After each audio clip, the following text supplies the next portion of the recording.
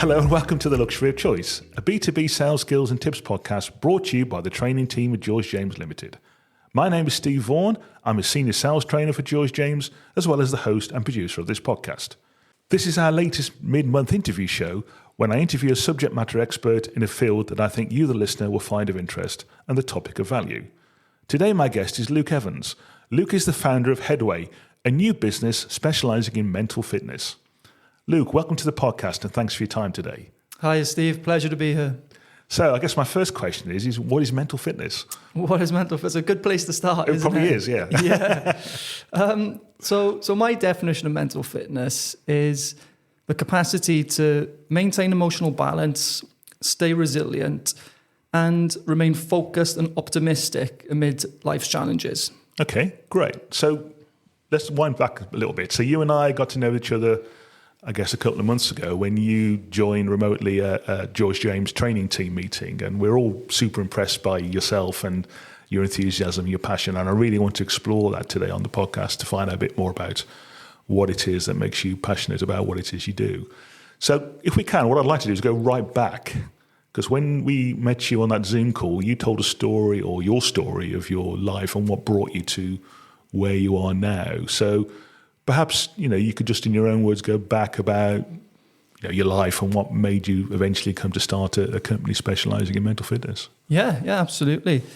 And I love this question, right? Because you could have said, what is Heddway? What do you do? But ultimately what you're asking is why. Well, we'll get there for sure. Yeah, no, that's fine, mate. I think asking why is far more important. We don't ask why enough in business, in life. People don't question themselves. They don't question anything, around them sometimes. So why did I start Heddway? That's a brilliant question. And I do need to tell you a little bit about my personal story because this has been something that's been in my mind for a number of years in terms of, right, this is what I want to do in the future. But for a long time, it was a future plan. But yeah, to tell you a little bit about me. So I'm Welsh, guilty as charged. You could probably hear my Welsh accent. But I grew up in South Wales. Okay. The main employer in the town was the local steelworks. My older brother was a plumber. My father was a plumber's merchant. A lot of my friends at the time were going into apprenticeships for trades, electricians, plumbers, construction workers. And as you can imagine, in that type of world, which is very masculine, sometimes quite ego-driven, talking about mental fitness or talking about emotions was just something that just never happened, right? No, sure. Sure. If you showed any sign of vulnerability, you'd be ridiculed, you'd be laughed for it. Now, I'm a very sensitive person. I was back then, I am now. As a man, I'm sensitive. I feel absolutely everything. And growing up in South Wales, I was a very sensitive young man. And I found it quite difficult being in that environment with no space to express myself, ultimately. And where I was, it was quite normal to go out on the weekend. You'd see at least one fight. Like violence was very, very normal, as it is in a lot of places. But yeah, sure. I was in this kind of macho environment and I was very sensitive and I had nowhere to go with my feelings. I couldn't really express myself. My home environment was quite stressful at times. Okay. My mother's an incredible woman. I wouldn't be the man I am without my mother. Sure. But my dad's quite an unpredictable character, very volatile. And it was quite stressful being at home, quite so you couldn't really bring out your feelings and your sensitivity in your family life, really? Yeah, absolutely. That's correct. So what that led to, Steve, was that I just bottled everything up. And everything, sort of insecurities, sensitivities, anger that I had within myself as well, I would bottle it up. And by the time I went to university, I had an anger problem. I had a real anger problem. Right. And to tell you the extent of it, right, been in hospital numerous times from fighting, been arrested from fighting, got a scar underneath my eye here, scar on my nose, scar on my back, scar on my hand, all from fighting. Wow. And people I meet now, I sort of tell them these stories and they're kind of looking at me like, is this the same guy? But it's a real problem for me. And it all came to a head for me in 2009. I was working for a pharmaceutical company called AstraZeneca as part of my placement year in uni. And I went on a night out. Someone was picking on my friend and I just intervened. I punched the chap in the mouth and didn't think anything of it. I got thrown out of the club. to me, I was just protecting my friend. It was absolutely normal. I lost my temper, but the way I would justify it was, they shouldn't have been picking on my friend. And it was all very normal to me. I woke up the next day and my hand was in quite a bit of pain. I didn't think anything of it, right? When you sort of have fights and stuff, waking up the next day with a bit of pain is just, part of the course, yeah. Part of the course, mate, yeah. And just went about my day, woke up on the Sunday morning and my hand was like super, super painful. And, a closer inspection, I had a bit of skin that was hanging off my knuckle and it was going a little bit off colour. Wow. So one of the girls I lived with at the time said, Luke, you need to go to hospital. And I sort of reluctantly said, right, okay, let's go. So I went down to Leicester Royal Infirmary and the first thing they did was they poured iodine over my open wound, which had been there for 2 days. Yeah, so right, ow. So I'm like, trying to grip my teeth in A&E. But the nurse explained something to me. She said, Luke, you've got what we call a fight bite, which means that your hand has been infected because there's more bacteria in a human mouth than there is a dog's mouth. Is that right? Wow. Yeah. And I was like, right, okay. And she said, we have to keep you overnight, we have to admit you to the hospital, and we have to operate on your hands. Gosh. And I said, right, okay, no worries. So they kept me in overnight. I went in for emergency surgery the next day under general anaesthetic. And when I came out with the operation, I was kind of sat in bed and I didn't tell anybody I was there. I didn't want to worry my family. And the nurse came around a few hours later and she said, Luke, can you wiggle your fingers for me? And I said, I can't. And she said, right, I'll come back later. She came back and she said, Luke, love, can you wiggle your fingers? And I had my arm up like this. And I said, I can't feel my arm. I said, I can't feel my arm. I can't feel my hand. And she said, all right, okay, we'll give her a couple of hours. She came back. She asked me again, Luke, love, can you wiggle your fingers? And I said, I can't feel anything. And she said, right, okay, we need to speak to the doctors. Wow. Frightening. Yeah. But you know what's mad about it? I wasn't scared at all at the time because it was all very just like, I just normalised this sort of stuff, right? And the doctor came around and said, look, the operation hasn't gone to plan. We need to take you back into the operating room tomorrow. So second night in hospital, back under the knife, general anaesthetic again. And I come out and eventually, the physiotherapist comes to visit me. She explains you have to get movement in this hand now after 2 operations. It's going to be a long road. You might potentially lose a bit of dexterity in your ring finger. Good grief. And, the short of it is I wiggled my fingers and off I went and, I was gone. But when I was in that hospital bed, I had a lot of time to think. And if you can imagine, I didn't tell anyone I was there, right? So for 3 days, 2 nights. And for the very first time, I started to ask myself some important questions. And the most important question I could ever have asked myself at that time was, Luke, why are you so angry?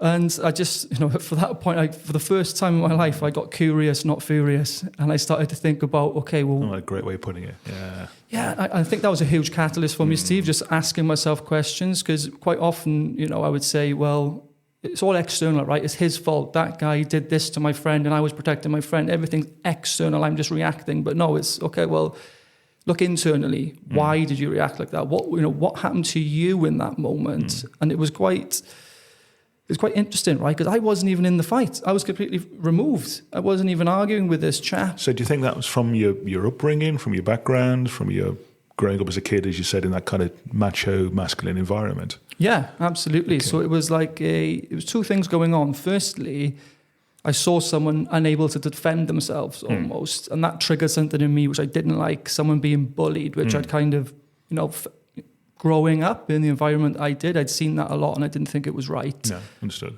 But then also just, in my mind, it was very normal. Someone's being bullied. I need to help him. Bang, punch the guy straight in the mouth. It wasn't even sort of, it was normal for me to just to step in and do that.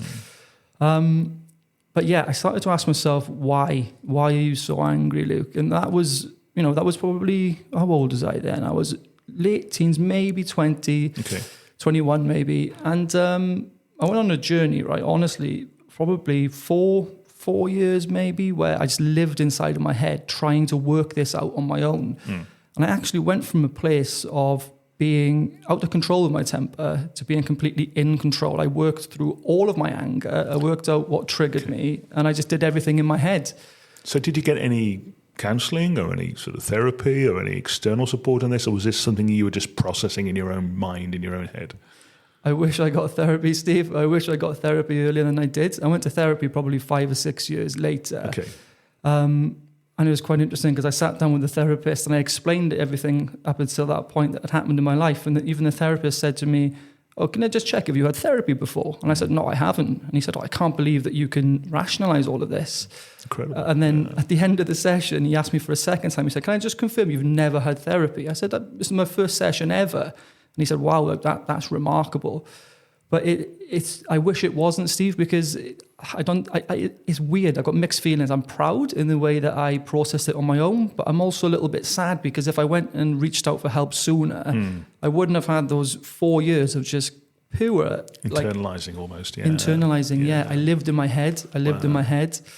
So how do we get from, that incredible journey, really, of internalizing your anger, coming out as a different person almost, really, in terms of managing your emotions, managing your anger. How do we get that to where we are now, which is to running your own business, exploring these kind of things? Yeah. There's a lot of stuff in between that, that we haven't talked about, but it's probably quite relevant in terms of the lens of mental fitness. So I worked through my anger and I thought that I'd worked through it all and I thought that I was good. I thought I was mentally fit. And it all kind of changed when I met my wife in a good way, because I met my wife in my late 20s. And when I was getting to know my wife, in the very early days, we would text on WhatsApp, getting to know each other, that kind of like exciting phase where you're just sort of texting a lot. And she used to speak about her mum a lot and how she loved her mum and her stepdad as well. And I could tell that they were really close. And I loved that because I'm close to my family as well. But she never really spoke about her biological father. And I asked her one day, I said, "I noticed you speak about your mum and your stepdad, but you don't speak about your dad." And she said, "Oh, he's not around." And I said, "Well, where is he?" And she wrote back 5 words I never forget. She wrote back, "He took his own life." And I was reading it, and it was a complete kind of U-turn of how I was feeling in the moment, because it was exciting. There was this beautiful girl that I've just met. Your relationship, all that, getting to know each other. Gosh. And then she said that, and I was almost like, whoa, like it hit me like a steam train, because I was like, this poor girl has lost her father to suicide at a very young age. And she's very family orientated as well, right? So it was a big whirlwind and sort of, all these emotions inside of me at the time. And what I realized after that is I reflected and I thought, okay, well, where would I be if I hadn't worked through my anger? And where would I be if I hadn't learned to talk about my emotions? Because that was the one thing, Steve, that was the catalyst for me to get through my anger, was just learning just to open up and talk. And it's so easy for people to do. Yeah, it's so hard. Absolutely. We're scared of being judged, or we're scared of people just not understanding us. And quite a lot of the time when we're struggling, sometimes we feel like we're the only one and we feel like people can't help us. So we don't share. But talking about my emotions was the one thing that really was the catalyst for me getting over my anger issues. And from what I know about my wife's dad is that he didn't reach out for help. He didn't speak to anybody, and he suffered in silence. And ultimately it got to a point, and this is really sad, where it was so painful to live with himself and his own mind. It was more painful to live with himself than it was to take his own life. Wow. So he made the decision to take his own life because that was less painful than the emotional pain he was feeling. Oh, terrible. Absolutely terrible. I kind of understood this, and I thought, right, I need to go to therapy. I need to take this, to another level, really, and really understand myself better, because I'd worked through my anger, but I knew I wasn't 100% thriving or feeling as good as I could. And I went to therapy, and I thought I'd done all of this work on my anger, and it was sort of all, I'd been on a journey. I was coming towards the end of it, but what I discovered is it was just starting. And very quickly it helped me realize I had a problem with anxiety. And and that was leading to the anger? That was a massive contributor to the anger, yeah. That's really interesting. Yeah. Okay. And the anxiety is interesting, right? Because therapy is amazing. I think everyone should go to therapy. It was game-changing for me. And with my anxiety, and I think this is the same for a lot of people, what tends to happen is we live in the past or we live in the future. Now, what happened with me is that I would always be living in the future, be constantly trying to predict things. And our brains are prediction machines, right? So once we overthink, our brain gets into this pattern of overthinking, and the brain likes to predict to keep us safe. So I would just be living in the future, constantly worrying about stuff that could happen. Yeah. And I would spend so much time worrying about stuff that could happen. It was just making me super anxious. I would massively procrastinate. And therapy was amazing because what it did is it helped me understand that what my brain was doing was normal, because I'd suffered from some traumas in my past, some big traumas, some small traumas. Traumas is individual to the person. But essentially, right, what my brain was doing, it was trying to stop this past trauma repeating itself in the future. So the brain, as the prediction machine that it is, would constantly try and predict the future to keep me safe. To stop you getting into the circumstances that would create that. Okay, I understand. Exactly. Yeah, and that's what's happening with a lot of people, right? But ultimately, we don't fully understand this until we really get into things like therapy, because it's all subconscious a lot of the time. Right. But what was amazing, once I understood that, I'm quite a logical person, right? Okay, so past traumas, awful, felt terrible, don't want to go through that again. So the brain just tries to protect me by constantly predicting the future and constantly trying to steer me away from these potential traumas. So once I understood that, it was like, right, boom, I control my anxiety. The anxiety didn't control me. Absolutely. Because I understood it. Yeah. So once I'd worked through that,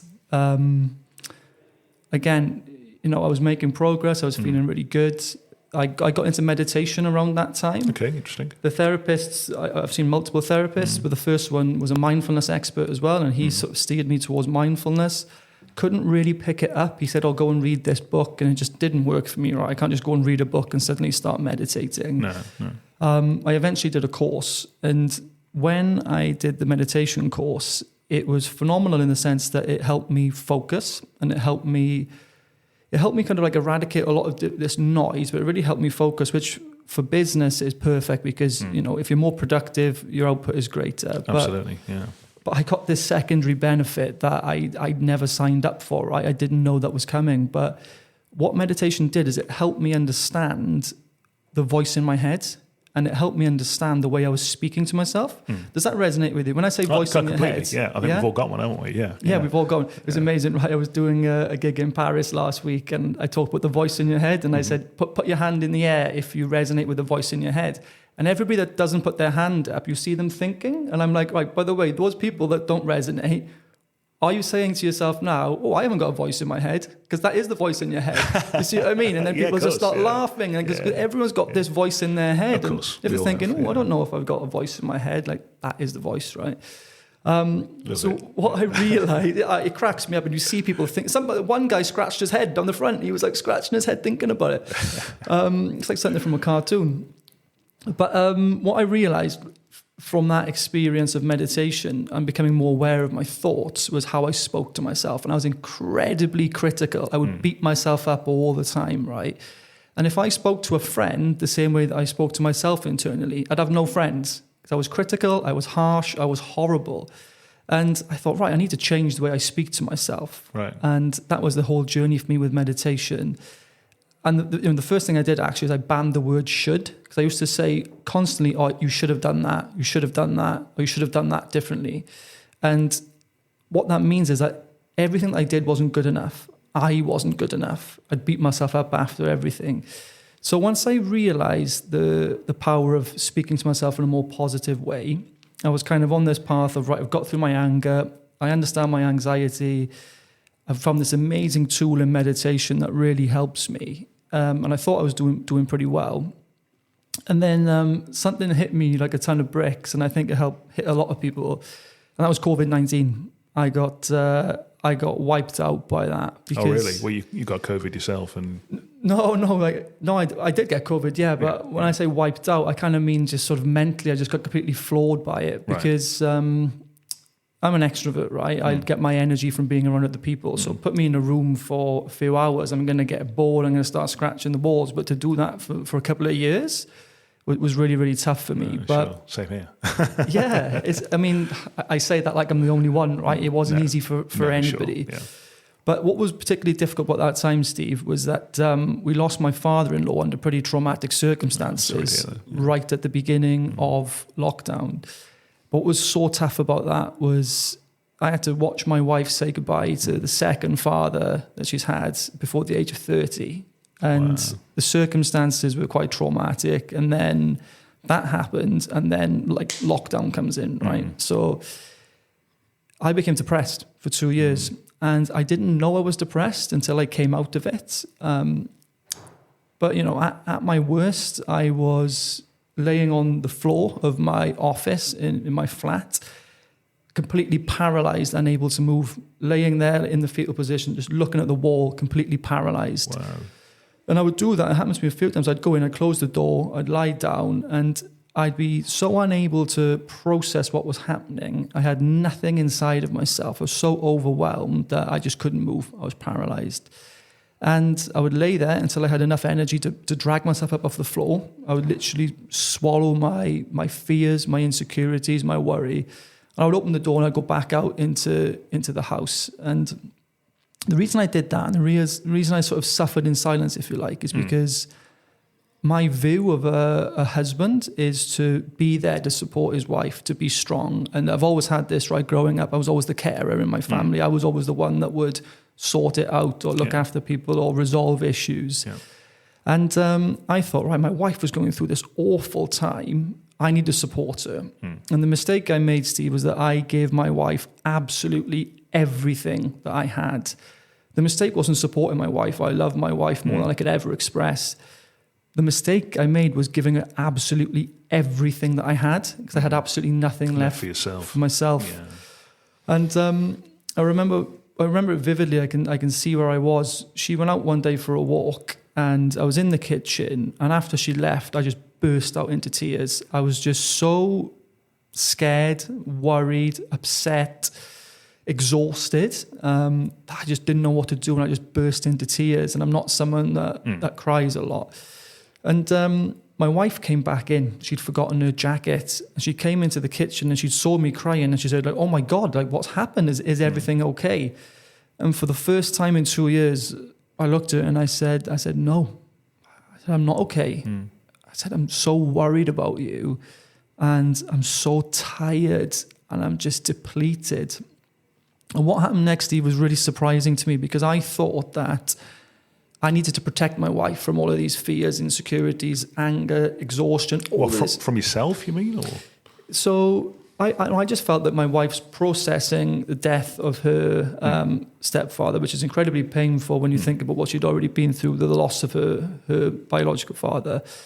And I don't know, I just thought that, well, if I come to her now and I say, like, okay, I'm not good, this is adding something extra to her plate for her to deal with. You're adding to a burden, adding to a load, really, yeah. Exactly, okay. I thought it'd be a burden. But what happened next really surprised me, and it completely shifted my mindset, because when I expressed that to her, she said, "Thank you." She said, "Thank you for telling me. I've been wondering this whole time how you've been so strong. So I just can't understand how you've been so strong." And also, that's made me think, you know, am I not strong? Because if he can cope with it so well. And it made us become even more close. And we connected at a deeper level, where I was able to show up completely vulnerably and say, I am not good. Like, I need help. I am exhausted. And from that point onwards, I could begin to heal. And what I learned from that, Steve, is that you can't heal what you don't feel. And the opposite to depression is expression. Because, you know, in a sort of roundabout way with my anger, I learned that, you know, I shouldn't bottle my emotions, and I need to talk about my emotions. But what my depression really taught me is that you need to feel the emotions. And so much in life, we push stuff down, right? We push. But let me tell you, it's going to come back and bite you on the bum, big time. And that's kind of what happened to me. 2 years I was depressed for. When I came out of that, I kind of looked back on my journey of anger, anxiety, depression, and I've learned so much, right? So to circle back to the question of why I started Heddway, I kind of feel like I've got I've got a unique set of skills that I've built over the years that are perfect for a company like Heddway, because I worked for a massive global organization as a trainer. So I'm a professional trainer. I used to create courses, deliver courses in front of audiences, in front of groups, large presentations, small presentations. And I've got this almost like 2 decades of experience of delving into asking questions. Why are things like this? Why am I like this? Understanding emotions, understanding anxiety, understanding depression, and understanding anger. I guess for you, it's not just the theory, because I mean, you're a professional trainer like I, and you know, we've both got the similar sort of corporate background there, but you've also got the personal experience. Yeah. So it's not you just training something that you've read in a book or you've been on a course yourself. You've actually been on a journey yourself, really. You've been there. You've felt the anger. You've had the depression. So you're absolutely qualified, both as a trainer, but also personally to deliver the training that you give. Yeah, absolutely. And it's funny because I don't regret anything that's happened in my life. If I could go back to any one of those awful circumstances that I've been in, I'd do it again because it's made me the person that I am today. Yeah, sure. And, you know, I'm now in a position where, you know, I've got a science background. I've got a first-class master's in chemistry, which means I'm very analytical. So being able to take that kind of professional background of a trainer, my science background, I've been able to understand complex things and simplify them. That's my approach with Heddway. I take complexity and I make it simple. And through lots of the tools, tips that I share on my courses and some of the exercises and techniques, everything's simple, right? And everything's explained in a way which people can just get and people can grasp. And yeah, it's a journey through self-awareness, but the tools in particular, I feel like we should be taught some of the tools when we're kids. Like when no one's ever taught about how to cope with stress. No one's ever taught about how to cope with a sudden loss of someone close to you. We don't teach people this. No, we don't know. And I mean, let's explore that. So, you know, thinking about the audience that we have for this podcast, you know, salespeople, sales managers, people like you and I. Yeah. You know, thinking about my own career where I've had moments of stress, I've had moments of anxiety, I've had moments of ill health through both of those things, really. Do you think that companies are sufficiently aware of these factors in terms of the importance of their team being aware of mental fitness as opposed to mental health? And we will come back and explore that, by the way. But in terms of the, you know, understanding their own internalization, the things that you've explained, do you think companies are geared up for that, really? No, is a short answer. I'd agree, yeah. But also, right, we say that in terms of our companies geared up. Like, are people in life geared up for it? We're not. Like, human beings on the street, like, nobody's geared up for that. And I think what's really nice about the opportunity to work in the corporate sector is that we all go to work, and work is such a big part of our lives. Yeah. But the work that I do through Heddway is not only equipping people to be successful in business, but it's helping people be successful in life. Because we all need these skills. But companies are aware that, you know, we need to probably do more in this space.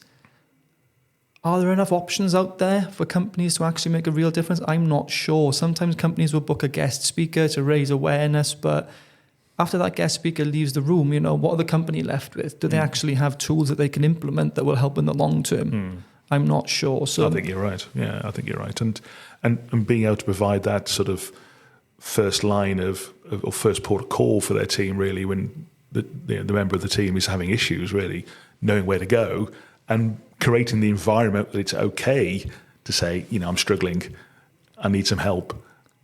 So let's just go back to the question I asked you a minute ago, which was mental fitness. You've used that phrase now a few times, but what is mental fitness as opposed to mental health? What is the difference there? Yeah, so that's a brilliant question. So I would say there's a short answer and a long answer, right? So the short answer is mental fitness is pretty much the same as mental health. But there's subtle but very powerful differences, right? Because I call it mental fitness, and maybe I'll talk you through an example of when I speak to audiences, what I do with them. So I ask audiences to say, tell me the first word that comes to mind when I say mental health. And the top 3 words I get, so the first one's depression. Can you guess what the other 2 would be? Stress would be one, I would think. Stress is up there. Breakdown or, yeah. Anxiety. Anxiety, yeah. So depression, anxiety, and stress, yeah, right? Of course. So these words are normally displayed on a big screen. And I make the point to the audience and I say, well, isn't it interesting that we've got a lot of negative words here? And if I ask you for the first word that comes to mind when I say physical health, you wouldn't all say broken arm, cancer, the flu. You wouldn't automatically go to all of the negatives. So isn't it interesting how with mental health, we just go towards the negatives? And that's why I call it mental fitness, because I think mental health has gotten a bit heavy. It's still got a big stigma around it. And mental fitness is a bit lighter. It's a bit more accessible. And I think we need to change the vernacular around it. I think people might feel more comfortable talking about their mental fitness rather than talking about That's fascinating. mental health. Yeah, because it's got this negative kind of connotations around it. And there's still, I think, the stigma of saying, I've got some mental health issues. I think in society, isn't there really? You know, if somebody says, I've got the flu, okay, you know, let us know when you're better. I've got some mental health issues. Or, you know. Yeah, exactly. Yeah, interesting. Yeah. And also, I use the word fitness, Steve, because it inherently implies that you have to invest time in it. Because with our physical fitness, we know that we have to invest time in our physical fitness to be fit, right? So if I sat on the sofa every day for a month, didn't go out and ate pizza, pasta, takeaways, watch Netflix, I'd have a lovely time, right? But if I got up at the end of that month and tried to run a 5K, I'm not going to be able to do it. I'm going to be knackered, right? I'd probably pull a muscle. I would be, you know what I mean? Like I wouldn't be able to breathe properly. And it's the same for mental fitness. And what's happening today is that in that analogy, right, people could be sat on their sofa, not putting any effort in for a month, and they get up and they try and run a marathon because life comes and it hits us in the face, right? Stuff happens all the time that we don't expect. Absolutely. So we need to invest in our mental fitness the same way as we do as our physical fitness, which is why I talk about mental fitness, because not only is it the stigma element of it and making it more accessible, but just helping people understand that we need to invest in our mental fitness as well. Got you. So we were chatting before we started recording about, you know, your company you've started and how it could possibly interact with the company I work for, really. And we were exploring, and I really want to share this with the listener, that, you know, what we do is we train skills, we train knowledge, we train ability, if you like. You know, you don't know how to sell, well, we're training how to sell. You don't know how to close a sale, we're training how to close a sale, and so on.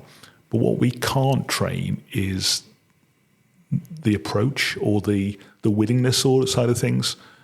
You know, you can think of sort of, I know you're going to be a parent soon. I know you think of sort of a young children. Sometimes if they don't want to do something, it doesn't matter how much you try and show them how to do it, they're not going to do it. Yeah. And I think in as adults, we've still got that behaviour, haven't we? So do you see any areas of overlap there between training skills, which is what we do, and possibly training the right mental attitude or the right approach? Do you see an area there for your business? Absolutely, yeah. That's exactly the space that I play in, because I did this again, right, at a presentation in Paris last week. I had a room full of global executives, about 50 global execs, and I started off with a question, and I put up a slide, and it was very overly simplified, but it said, skills plus attitude equals success. And I asked the audience, I said, think about the most successful salesperson you've ever worked with. And they all think, and I said, right, you've got someone in your mind. Does that individual have more skills or attitude? What's more important for that individual which contributed to their success? What do they have more of? An amazing attitude or amazing skills? And pretty much every single time I do this, 95% people minimum say attitude. Attitude is the most important thing when it comes to success. Yeah. So I make the point and I say, well, if attitude is the most important thing when it comes to success, why is the majority of our training geared around training skills? And there's nothing on attitude. Absolutely. And that's the space that I play in, Steve. Interesting. I always relate things to the world of sport, and thinking of, you know, football players. I can think of loads of football players, we don't need to know the names, who've got all the ability in the world and for whatever reason didn't make the most of it because they didn't have the right attitude. Yeah. And you can think of lots of footballers that possibly they weren't the most talented, but had a great career because they had the right attitude, they had the right desire, the right hunger, and all those kind of things. So I can kind of see how that overlaps, really. So let's talk a bit more about Heddway then. And first of all, it's spelt with two D's, Heddway. So why is that? I can't spell, Steve. I need to speak to my brand expert about that. I've ballsed it up. No, so it's purposeful, because Heddway is spelled slightly different. Now, I talked about being Welsh at the beginning of this podcast. So Heddway in the Welsh language means peace. Okay. And that's what I want to do with my courses, right? I want to bring a sense of inner peace to people as well. So it's a bit of a play on words. Love it. Also head, right? It's, you're using your head. Of course, it means peace. But headway as well means making progress. It means moving forward. That's the definition of what making headway means. And I want people to feel that as well, that when they come on my courses, that they're making progress in their lives. Fascinating. So let's talk more about what it is you actually do in terms of the courses you do. So, you've started a new business, you've left the corporate world, which like most of us have done in George James as well. You've now got your own business and you're providing a range of training courses, providing a range of services. Let's talk a bit more about what actually you do and what you could offer the person listening to the podcast. Yeah, absolutely. So there's a range of things that I offer from keynote speaking to workshops lasting 1 hour, 90 minutes to 2 hours, and one-day courses as well. The course that I do most of is called Mental Fitness Foundations. Okay. But I've got some courses in development as well, which are designed specifically for managers and teams. So I've got a course, Mentally Fit Managers, which I'm designing, which will be available next year. And then also Mentally Fit Teams as well. And just if that's not busy enough, I'm also designing a mindfulness meditation 8-week program. Wow. Because, and how would that work? Is that something remote in that case, if it's 8 week? How do people consume that course? Yeah, mostly remote. Okay. Yeah, because it's that constant sort of weekly session. Right. It would be mostly remote. Ideally, what I would like to do is have a face-to-face element up front for week 1, and week 8 we'd all come back together as well. And would that be a one-to-one, or would that be as a group? As a group. Right. Yeah. Okay, that's really interesting, Luke. And we were just chatting before the podcast about the statistics regarding how many days a year are lost in the UK through mental health issues as opposed to physical health issues. And it might be just worth sharing that as not a justification, but as a bit of background as to why companies should invest into the kind of training that you do. Yeah, absolutely. So ultimately, it hits the bottom line of companies, because if companies are thinking, oh, well, is this worth the investment? What am I going to get back? Well, the investment is absolutely worth it because of the statistics I'm about to share. So in the UK alone, on an annual basis, at least 12 million days are lost due to people being off work due to depression or anxiety. 12 million days? 12 million. Good grief. In the UK. And a nice estimate that costs the UK economy £28 billion per year. What, in lost production? Lost productivity, yeah, exactly. Wow, that's incredible. Yeah. But do you know what the scary thing is, Steve? I can guarantee you that's underreported, and people will understand why, right? Because not everyone's calling in and saying, hey, boss, I'm feeling really stressed out, I'm not coming into work. Or I'm feeling really anxious, I can't come in. Or I'm feeling depressed. What happens is, I'd argue, more than half the people would say, I've got a tummy bug, I've got food poisoning, I'm not feeling because they're well. not comfortable owning up to the fact, and companies probably, if we're being really honest, aren't. They're kind of saying to themselves, well, yeah, he's going to say that, isn't he? He's off playing golf, or he's got the cinema for the day or something, yeah? Yeah. So people just don't feel comfortable. We haven't got that environment yet where people feel comfortable. Right. So those statistics, underreported, so they're strong and they're scary, but it's just tip of the iceberg.